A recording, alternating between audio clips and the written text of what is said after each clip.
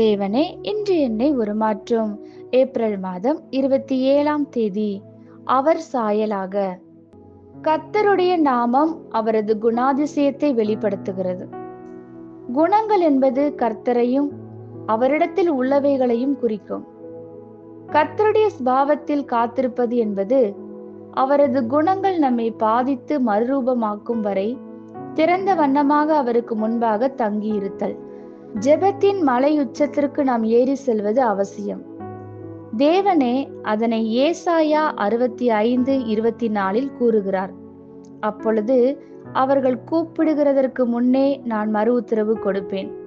அவர்கள் பேசும்போதே நான் கேட்பேன். நாம் ஜெபத்தை முடிப்பதற்கு முன்பே தேவன் பதில் கொடுக்கிறார். எந்த அதிசயமும் திடீரென்று ஏற்படுவதில்லை. கர்த்தருக்கு முன்பாக தொடர்ந்து காத்திருக்கும் அனுபவத்தை கற்றுக்கொண்டதின் விளைவுதான் அது. உங்கள் தேவன் யார் என்று அறிந்து கொள்ள துவங்குகிறீர்கள்.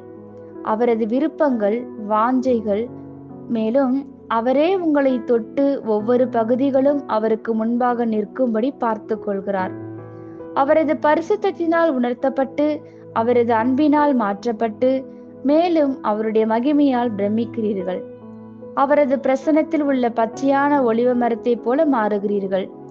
அவரோடு எவ்வளவு அதிகமாக இருக்கிறீர்களோ அவ்வளவாக அவரது குணாதிசயங்கள் உங்கள் ஆவியிலும் வாழ்க்கையிலும் கடத்தப்படும்.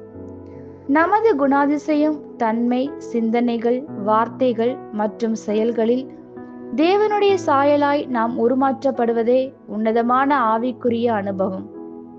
அதனை விட மேன்மையானது ஒன்றுமில்லை. இவையெல்லாம் அவருக்கு காத்திருப்பதினாலேயே உண்டாகிறது. ஆமேன். இந்த வார்த்தைகளினால் நீங்கள் ஆசீர்வதிக்கப்பட்டீர்கள் என்று நாங்கள் நம்புகிறோம்.